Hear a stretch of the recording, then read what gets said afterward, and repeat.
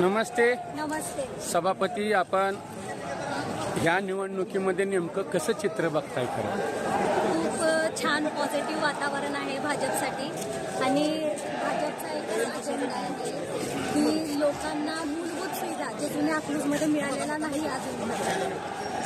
हां, मूलभूत सुविधा जो जुना अकलूज डेव्हलपच झालेला नाही त्या अकलूजचं डेव्हलपमेंट व्हावं. प्लस लोकांना जे जसं की आमच्या आमदार साहेबांचं म्हणणं आहे भयमुक्त अकलूज असं एक देण्याचा आम्ही 100% प्रयत्न करू आणि त्याच्यासाठी आणि प्रगती कशी होईल वेगळ्या विविध कार्यक्रमातून विविध योजनेतून जास्तीत जास्त योजना इथे राबवायचा प्रयत्न करू आणि अकलूजचा सार्वत्रिक विकास करण्याचा प्रयत्न करू एवढंच सांगेल आणि सर्वांना आवाहन करेल की प्रगतीसाठी सर्वांनी भाजपला बहुमताने निवडून द्यावं एवढीच.